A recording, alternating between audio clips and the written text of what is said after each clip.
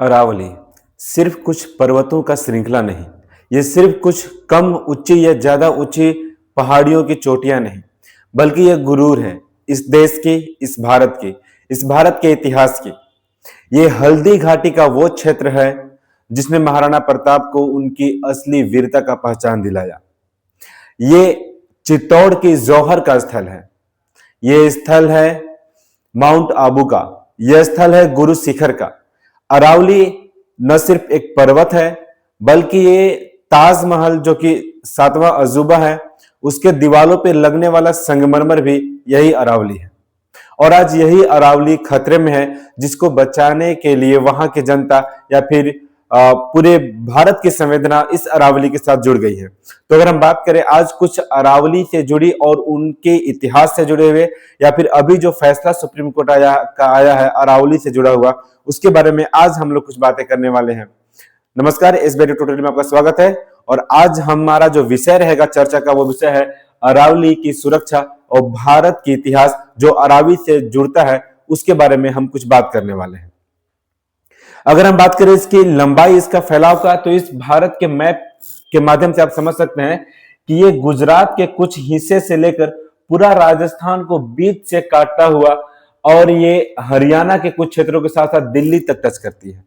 यह अरावली श्रृंखला बहुत लंबी हो जाती है, लगभग 800 किलोमीटर लंबाई अरावली की छोटी छोटी या बड़ी बड़ी पर्वतों को मिलाकर एक पर्वत श्रृंखला बना जाता है, जिसको हम लोग अरावली पर्वत श्रृंखला बोलते हैं।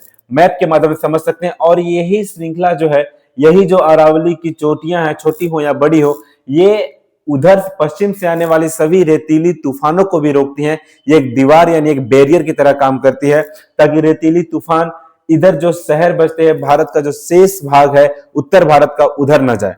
अगर ये पर्वत श्रृंखला ना रहे तो आप समझ सकते हैं कि ये रेतीली तूफानें सीधे जाएंगे और ये हिमालय के चोटियों से टकराएंगे और वहां पे हिमालय में उष्मा उत्सर्जन होगा, जिससे वहां का बर्फ पिघलना भी तेजी से शुरू हो सकता है। और पूरे के पूरे उत्तर भारत में जो नदियां हिमालय से निकल कर आती हैं, उनको काफी हद तक परेशान कर सकते हैं, उनमें जल स्तर बढ़ा सकती है, बाढ़ की संभावना हो सकती है। या फिर ये कहें कि कहीं ना कहीं हिमालय को भी क्षति पहुंच जाएगा अगर ये अरावली एक बैरियर की तरह रेतीली हवाओं को यहां से नहीं रोकता है। हम देखते हैं कि अरावली पर्वत श्रृंखला और उसका इतिहास के बारे में कुछ कुछ जानने का प्रयास करते हैं कि क्या क्या इतिहास रहा है। तो विश्व का सबसे पुराना जो पर्वत श्रृंखला, उनमें से एक होता है अरावली। और ये अभी से लगभग 250 करोड़ वर्ष पुराना पर्वत माना जाता है जो अरावली है। और ये हिमालय से लगभग 4-5, जो हिमालय का उम्र की बात किया जाए तो हिमालय का उम्र, जो सबसे ऊंची चोटियां जो हिमालय की, जो हिमालय पर्वत श्रृंखला है, उसका उम्र भी मात्र 4 से 5 करोड़ वर्ष पुराना ही है। लेकिन यहाँ पे अगर अरावली की बात की जाए तो उसका 250 करोड़ वर्ष पुराना उसका इतिहास है, या फिर उसके जन्म के बारे में बात करते हैं। कुल लंबाई लगभग 800 मीटर हो जाता है, जो कि गुजरात से लेकर आपको हरियाणा और राजस्थान होते हुए दिल्ली तक पहुंचता है। उसके पूरा लंबाई की बात की जाए तो लगभग 800 किलोमीटर इसकी कुल लंबाई हो जाती है। इसकी ऊंचाई, जो सबसे ऊंची चोटी है जिसका नाम है माउंट आबू, जो गुरु शिखर क्षेत्र में आता है, उसकी ऊंचाई 1722 मीटर के आसपास है, जो सबसे ऊंची चोटी है अरावली पर्वत श्रृंखला के अंदर आती है। उसके बाद अगर चौड़ाई की बात करें तो कहीं कहीं इसकी चौड़ाई 10 किलोमीटर और कहीं कहीं इसकी चौड़ाई 100 किलोमीटर तक भी फैली हुई है। अरावली के जो पहाड़ी क्षेत्र है या फिर अरावली पर्वत श्रृंखला, उसकी चौड़ाई में भी कहीं कम है, कहीं ज्यादा है, कहीं 10 किलोमीटर तो कहीं 100 किलोमीटर इसकी चौड़ाई हो जाती है। इतिहास को हम लोग देख रहे थे, इतिहास में आप देख सकते हैं कि बड़े बड़े कंस्ट्रक्शन या फिर वहां की झील, उसके साथ कहें तो बायोलॉजिकल पार्क्स भी हैं। वहां के इतिहास, वहां के किले, जो कि इतिहास या राजपूताना इतिहास को दर्शाता है, यहाँ के राजाओं की शान शौकत को दिखाता है, वैसे किले, शहर, बहुत सारी चीजें अरावली की उन्हीं चोटियों के बीच में है, जो कि अरावली और राजस्थान को और खूबसूरत बनाती है। राजस्थान के साथ हरियाणा, गुजरात को भी खूबसूरत बनाती है। आगे हम बात करते हैं कि अरावली से निकलने वाली प्रमुख नदियां कौन कौन सी हैं। तो अरावली से ही निकलती है बनास नदी, जो कि राजस्थान में है, फिर साहिबी नदी है, लूनी है, उसके साथ साथ साबरमती, जो कि उत्तर पश्चिम क्षेत्र का सबसे खूबसूरत, सबसे महत्वपूर्ण नदी साबरमती हो जाती है। ये नदी भी अरावली क्षेत्र से ही, अरावली पर्वत क्षेत्र से ही निकलती है और गुजरात में भी इसका बहुत अच्छा फैलाव है। अगर प्रमुख जैविक उद्यान के बारे में बात करें, जू जिसको बोलते हैं यानी बायोलॉजिकल पार्क की अगर बात करें, तो अलवर जैविक उद्यान के साथ साथ अलवर जैविक उद्यान में क्या क्या मिल जाएगा, बाघ, तेंदुआ, हिरण, पक्षी, ऐसे बहुत सारे जीव जंतु जो वहां पे जैविक उद्यान में यानी वहां के जूलॉजिकल पार्क में, चिड़ियाघर में मौजूद हैं। उसके बाद सज्जनगढ़ जैविक उद्यान है जो कि उदयपुर में है। फिर राजीव गांधी जैविक उद्यान जो कि दिल्ली में है, यहाँ पे शेर, तेंदुआ, भालू इत्यादि मिल जाते हैं। और अगर हम इसके आगे बात करते हैं प्रमुख नगर, अगर जो अरावली पर्वत श्रृंखला का क्षेत्र है उसमें प्रमुख नगर कौन कौन से बसे हुए हैं, तो वहां पे आपको मिल जाते हैं। सबसे पहले राजस्थान में कौन कौन से शहर मिल जाएंगे, तो उदयपुर है, जयपुर है, अजमेर है, अलवर है और सिसोही। ऐसे से प्रमुख शहर जो राजस्थान में है, ये सभी शहर अरावली पर्वत श्रृंखला के क्षेत्र में ही आते हैं। फिर हरियाणा का गुरुग्राम, जिसको हम लोग गुड़गांव के नाम से भी जानते हैं, मेवात है, फरीदाबाद है, ये सब शहर भी अरावली क्षेत्र के ही अंदर आते हैं। दिल्ली में, हालांकि दिल्ली में बहुत कम हिस्सा ही अरावली का है, फिर भी छतरपुर, महारौली, संजय वन, ये ऐसे क्षेत्र हैं जो कि दिल्ली के अंदर आते हैं और ये प्रमुख शहर है। इसके साथ साथ हम लोग अरावली क्षेत्र में बसे हुए बनाए गए ऐतिहासिक इमारतों की अगर बात करें, तो राजस्थान में दिलवाड़ा का जैन मंदिर, कुंभलगढ़ का किला या फिर चित्तौड़गढ़ का किला की बात किया जाए, अजमेर शरीफ का दरगाह कहा जाए, रणकापुर जैन मंदिर कहा जाए, ये सभी इमारतें अरावली क्षेत्र में ही आती हैं।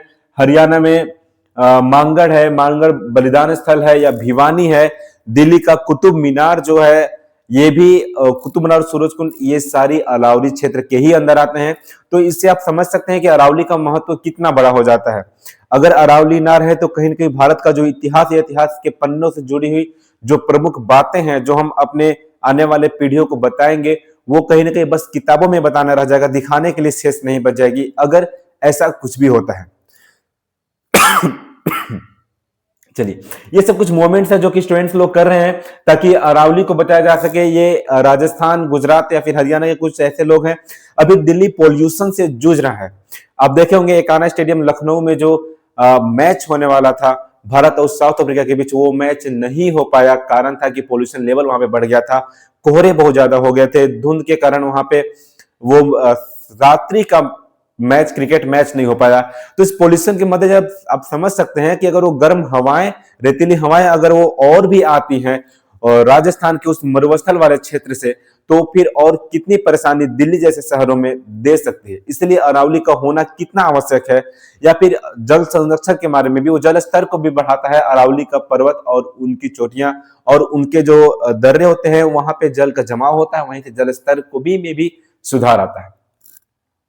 इसके बाद अगर हम बात करें कि क्या है पूरा मामला, अभी जो अरावली का मामला चल रहा है, आप न्यूज वगैरह में देख रहे होंगे या फिर सोशल मीडिया पे भी देख रहे होंगे, जो अरावली का मामला अभी बढ़ा हुआ है कि आखिर क्यों अरावली को बचाने के लिए मूवमेंट्स किए जा रहे हैं, सुप्रीम कोर्ट ने ऐसा क्या कह दिया है और ऐसी कौन कौन सी डेफिनेशंस आ गई हैं जिसकी वजह से लोगों को लगता है कि अरावली खतरे में आ गया। कि पूरा मामला क्या है, तो ये मामला है 1985 से ही, जब वहां पे खनन वगैरह कुछ प्रारंभ हुआ था तो कुछ याचिकाएं दायर की गई थी कोर्ट में, और उन्हीं कोर्ट में ये 1985 से ही ये मामले चल रहे हैं कि आखिर अरावली का संरक्षण किसके हाथ में रहेगा और किसको अरावली कहा जाए, किस किस हिस्से को अरावली कहा जा सकता है, किसको अरावली के संरक्षण से बाहर किया जाए। यानी जो संरक्षण अभी स्वतः अरावली के नाम पे दी गई है उन क्षेत्रों को, उस पर्वत रेंज में, उस क्षेत्र में से किसको वो संरक्षण स्वतः प्राप्त रहेगा और किसको नहीं प्राप्त रहेगा। तो पहला मामला के समय समय पर अरावली की परिभाषा आते रहा है और उस परिभाषा में 20 नवंबर 2025 को, अभी कुछ दिन पहले 20 नवंबर 2025 को सुप्रीम कोर्ट का एक फैसला आता है। उस फैसले में यह कहा जाता है कि जो चोटियां, जिसकी सबसे ऊंची चोटी अगर वो 100 मीटर से कम ऊंची पहाड़ी वाली ऊंची चोटी वाला पहाड़ी हो, तो उसे अरावली के श्रेणी से बाहर कर दिया जाएगा। यानी अरावली रेंज जो अभी हम दिखाए थे 800 किलोमीटर की रेंज, उसके बीच में अगर ऐसी कुछ पहाड़ियां हैं जिसका पीक यानी जिसका सबसे ऊंची जो चोटी होगी वो 100 मीटर से कम होगी, तो उसे अरावली रेंज से बाहर कर दिया जाएगा। यानी उसे अरावली का संरक्षण, जो अरावली के नाम पे संरक्षण प्राप्त है खनन माइनिंग को लेकर, वो प्राप्त नहीं होगा। दूसरी क्राइटेरिया क्या है कि 500 मीटर दूर वाली पहाड़ियां भी अरावली रेंज से बाहर हो जाएंगी। वैसी दो पहाड़ियां जिनके बीच की दूरी 500 मीटर हो और वो अरावली रेंज में वर्तमान में है, लेकिन दो चोटियां ऐसी है जिसकी ऊंचाई 100 मीटर से ज्यादा हो सकती है, लेकिन अगर बीच की दूरी 500 मीटर से अधिक हो तो उसे भी अरावली संरक्षण रेंज से बाहर किया जा सकता है। जो अरावली रेंज से बाहर उन पहाड़ियों का संरक्षण समाप्त हो जाएगा और लगभग 88% भूभाग ऐसा है, 88% ऐसी चोटियां हैं, ऐसी पहाड़ियां हैं जिनकी ऊंचाई 100 मीटर से कम मानी जाती है, 100 मीटर से कम है। इसका मतलब 100 मीटर से कम वैसी पहाड़ियां 88% हो जाती हैं पूरे अरावली रेंज की, और ऐसा अंदेशा है कि उन्हें अरावली का संरक्षण प्राप्त नहीं होगा। जो अरावली के नाम पर संरक्षण प्रदान किया गया माइनिंग खनन को लेकर, अवैध कब्जा को लेकर, वो शायद उन्हें प्राप्त न हो। आगे अगर बात करें तो देख रहे ये अरावली की ये चोटियां हैं, और इधर से आप मरुस्थल जो राजस्थान का मरुस्थली है या फिर जो रेतीली हवाएं इधर से आती हैं, कहीं ना कहीं अरावली उसको रोकती है। और आप देख सकते हैं कि अरावली की इस तरफ कितनी हरियाली है, इधर पानी का संरक्षण भी अच्छा है, हरियाली भी, क्योंकि इधर मानसून का प्रभाव दिखता है। लेकिन इस अरावली रेंज से अगर हम पश्चिम की ओर जाएं तो उधर मानसून ना के बराबर होता है, उधर सिर्फ रेतीली हवाएं चलती है, गर्म हवाएं चलती हैं, उधर मानसून नहीं जा पाती है। इस कारण इधर न कृषि हो पाता है, न जीवन उचित अच्छी तरह से सफल है, न उसको अच्छी तरह से बिताया जा सकता है। तो आप देख सकते हैं कितना इंपॉर्टेंस रखता है अरावली का ये रेंज, और यही से इस बात के लिए लोगों में काफी उग्रता भी है। अरावली बचाने का अभियान भी चल रहा है कि अगर ऐसा कुछ हो जाता है तो ये हवाएं इधर आने लगेंगी, फिर जो भी शहर वहां का है वो सभी जयपुर मिलाकर सभी शहरों में रेतीली हवाएं चल जाएंगी और रेत ही रेत हो सकता है। ये दिल्ली तक बात पहुंच सकती है, गुड़गांव, दिल्ली या पश्चिमी उत्तर प्रदेश, इन सभी क्षेत्रों में ये रेतीली हवाएं का प्रभाव पड़ेगा, फिर पॉल्यूशन और गर्मी और ज्यादा बढ़ जाएगी। इसके बाद इसकी उपयोगिता के अगर हम पॉइंट वाइज देखते हैं कि अगर क्या क्या उपयोगिता इसमें हो सकती है, या फिर अरावली के रहने से हमारे क्या क्या फायदे हैं, हमें क्या क्या इसका नुकसान उठाना पड़ सकता है अगर ये नहीं रहे। तो सबसे पहले रेतीली तूफान का बैरियर समाप्त हो जाएगा। अगर अरावली नहीं रहेगा तो जो रेतीली तूफान राजस्थान के मरुस्थल से आती है पूरे भारत की ओर, वो बैरियर समाप्त हो जाएगा, वो रुकावट समाप्त हो जाएगा, फिर रेतीली तूफान आराम से आ जाएगी अगर अरावली समाप्त कर दिया जाए तो। फिर ग्राउंड वाटर के स्तर में गिरावट आएगा। निश्चित रूप से अगर पहाड़ी क्षेत्रों में पानी आ रही है तो उनके बीच के दरों में पानी का सोखने का या रुकने का ज्यादा समय बचता है, वहीं से ग्राउंड वाटर का लेयर बढ़ता भी है।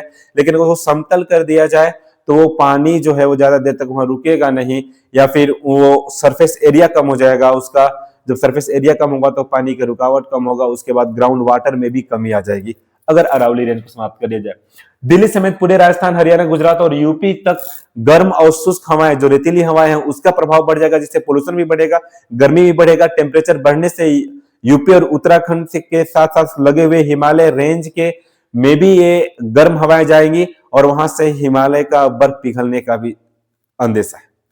फिर विश्व का सबसे पुराना पहाड़ियों में से एक लुप्त हो जाने की संभावना, जो हमारे इतिहास के ऊपर एक चोट हो जाएगा, और विश्व का सबसे पुराना पहाड़ियों में से एक जो भारत के क्षेत्र में है वो समाप्त हो जाएगा। गर्म और रेतीली हवाओं का हिमालय से टकराने से खतरा भी हो सकता है।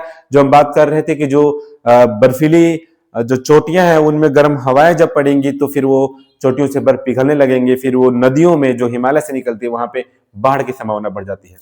तो अरावली को उपयोगिता के हम लोग देख चुके हैं, वो अरावली को बचाना कितना आवश्यक हो जाता है ये सब हम भी समझ रहे हैं, वो वहां के क्षेत्र के लोग भी समझ रहे हैं जो वहां पे हैं, और यही से इस पूरे देश को समझना चाहिए कि अरावली हमारा गुरूर है, हमारा सम्मान है, इसको बचाना चाहिए। अगर सुप्रीम कोर्ट ये वर्डिक्ट दिया है तो इसके पूरे डेफिनेशन को बताया कि आखिर अरावली को बचाने का और क्या क्या तरीका है, या फिर उसने जो डेफिनेशन अरावली को पहचान कर दिया है, अरावली को जो परिभाषा दिया है उसमें और क्या क्या हो सकती है, इसके बारे में जानना भी उतना ही आवश्यक है पूरे देशवासियों। तो आज हम जो सेशन लेकर आए थे ये सेशन था अरावली से जुड़ी हुई किसी बातों को लेकर। तो अगर आपको अरावली से जुड़ा हुआ ये थोड़ी सी जानकारी आपको अच्छी लगी हो तो आप हमारे यूट्यूब चैनल एसबीटी ट्यूटोरियल को जरूर लाइक करें, सब्सक्राइब करें, शेयर करें और बेल आइकन भी दबाएं, और सबसे बड़ी बात कमेंट्स तो जरूर करें। अगर आपको कोई चीजें अच्छी लगती हैं तब भी करें, अच्छी नहीं लगती तो सुझाव भी दें, कमेंट्स अपना जरूर दें कि इन सभी जानकारियों में और क्या क्या चीजों को जोड़ा जा सकता है। आज के लिए इतना ही, जल्दी ही मिलते हैं कुछ नए टॉपिक्स को लेकर, कुछ नई जानकारियों को लेकर, कुछ नए एमसीक्यूज को लेकर। तब तक के लिए धन्यवाद।